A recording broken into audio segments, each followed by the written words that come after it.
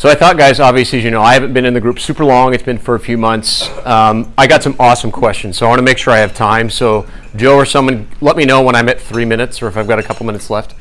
I thought what I'd do is just give you, I call it the origin story. Like when I do videos with a lot of you guys, a lot of people want to know, like, how did I get into what you do? And for most of us, that's fairly interesting. So I'll give you the Reader's Digest version of me. So I'm from Lincoln.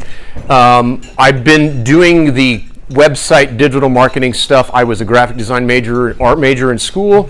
So I've been doing this back since the 90s, which it sounds like, again, from a website perspective, it's been kind of since the beginning. I tell people I'm kind of an odd duck, and I really am. I'm kind of what I call this mixture of, I'm an artist. My mom was a piano teacher, my dad's a software developer. So that's what I tell people, I got that mix of both. So one of the things when I kind of got into the industry, which was really cool, is I loved and I was really interested in how the tech could enhance or mash up with kind of the traditional marketing stuff. So that's kind of how I got into the business. I started freelancing, and then all of a sudden I was an owner, which I tell people that wasn't really, I didn't have this like, oh my gosh, I want to build this big giant business, but my parents are from farms. I was around so many people that had small businesses, and I'm like, it just seemed like that's what you did. You learned your trade and you started to sell your services. Really fast forward, so 7 years ago, I had sold my previous business. I was a little burned out. I was an employee for a while, which was great. I enjoyed that. My daughter was going to be born. I was working crazy hours. I'm like, you know what? And I had all these people coming to me. Now social media is around. Everybody's confused and frustrated. And I'm like, okay, if I'm going to do this, I've done the life of working 70 hours a week. I'm going to do this on my timeline when I want to do it. So this was kind of based on the premise of being sort of a family-owned business. I really felt like, especially as things have matured in marketing, is that now being a small business, being personal, being an individual is rewarded. Back in the days when I started with marketing, that really wasn't the case. It wasn't about people first necessarily. It was more about product and service. Now, for all of us, and most of us are part of small businesses, that is like the linchpin of what makes a marketing strategy work well, is being human, being unique, being yourself, being transparent. Again, it's not like you have to necessarily reinvent the wheel. So for me, I think what's kind of got more of that passion back is that now I can help people that are those small businesses that didn't have this huge budget, but they have a great story to tell. I mean, I'm working with so many of you right now, which I'm very blessed to be able to do, and I want to do a good job for. And I'm just seeing how we can take these great companies that are, working hard and doing the right thing, and we can just amplify those messages. And the big thing is we can measure it. So again, part of what we're doing is very old school. It's relationships, it's referrals. It's not a lot different than BNI. We're just amplifying it by using technology. And then once we're got a system going, I kind of use the old Husker analogy. It's 3 yards in a cloud of dirt, old school Husker football. And so part of what we're doing is we're doing this spaced repetition. I'm a runner, so the whole idea is I train 4 or 5 days a week. If I want to sit and run a marathon, I got to put in the time.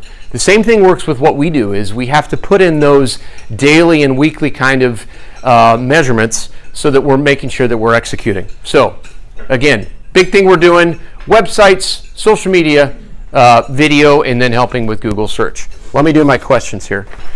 What business may not need a website? Ryan asked that. Great question.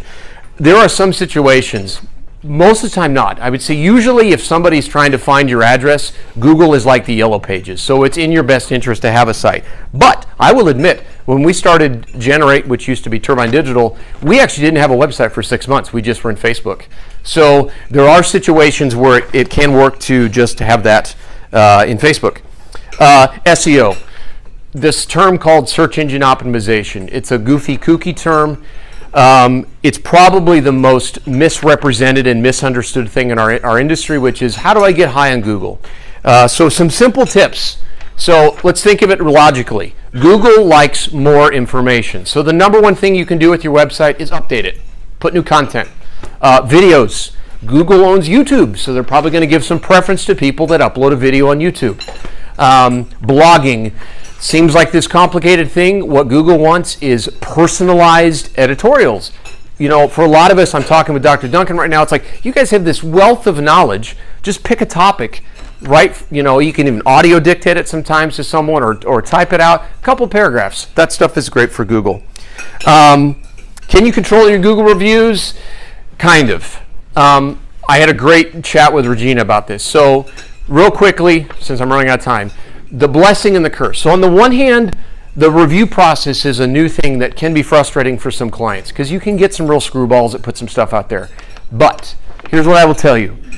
People respect someone that's just upfront. If they give you a bad review, it's okay. I know Todd is one that's benefited greatly from a lot of great reviews.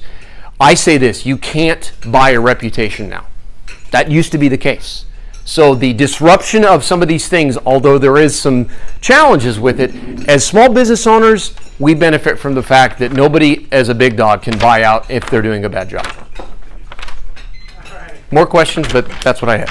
So Jason, you were in BNI before, right? Yes, correct. How long were you in the other group? I was in there for 7 years, 7 years. and it was amazeballs. It was awesome. I absolutely loved it. Okay.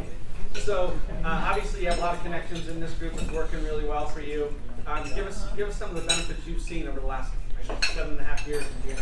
Well, I think, to me, the thing that's been cool about this group is you guys are very passionate. I see people that, again, you're switched on and you really want to help each other.